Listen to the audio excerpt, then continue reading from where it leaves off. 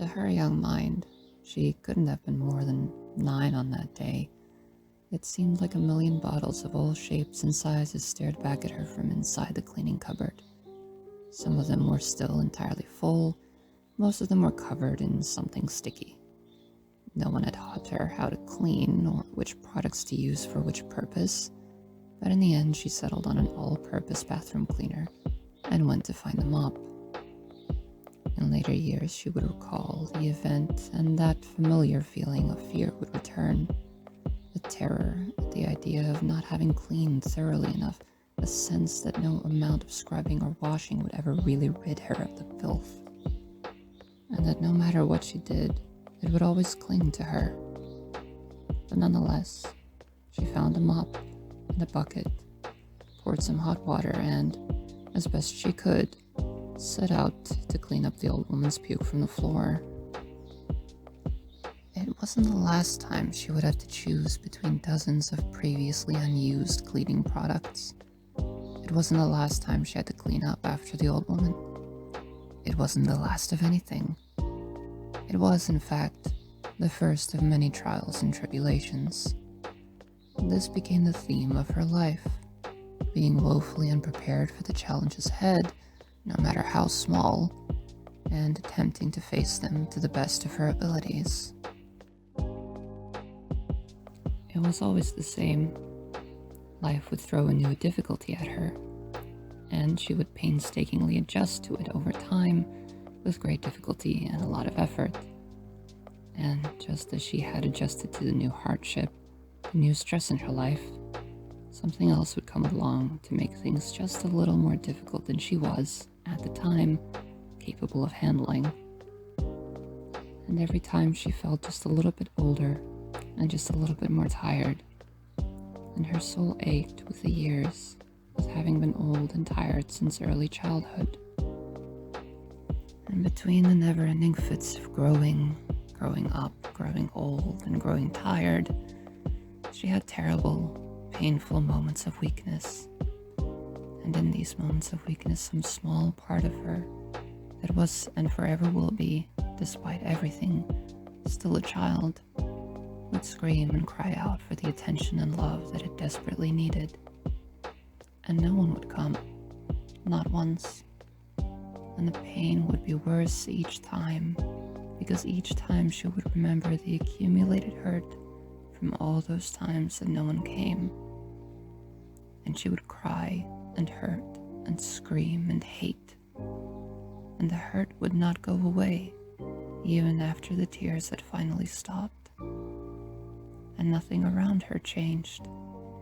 The chaos and the never-ending responsibilities just piled on and kept coming and grew the heavier to carry. And the older she was, the more she felt that she desperately wanted to be treated as a child. Not to be scolded and ordered about, but to have someone there to take care of the difficult things, the unpleasant things, the things that made her feel tired and depressed. And the world grew bleak and dim. There was no big moment, no huge shift, no dramatic scene. It happened gradually, the change. It happened slowly, bit by bit, and it was, when all was said and done, perfectly set in stone.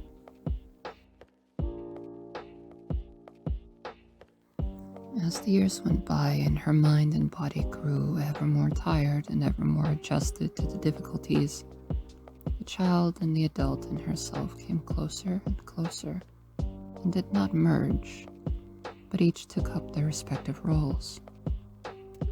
The adult made room for the child to be comfortable, somewhere in her own mind, in a place where she could feel safe. She set up a bed and a nightlight, and let the child rest while she went on to do the difficult things, the unpleasant things, the things she did not want the child to have to deal with. And she was, for better or worse, through all the chaos and pain, finally able to move forward. Part of her became the adult that she had so desperately needed to be, and the other part, the part that still needed someone, anyone, was, slowly but surely, put to sleep. And she lived her life and faced her difficulties, one by one, day by day. And every now and then, the child would wake just for a moment and reach out to grab hold of anyone nearby. And the adult would sigh and lovingly hold her own hand and be her own caretaker until the child subsided and went back to sleep.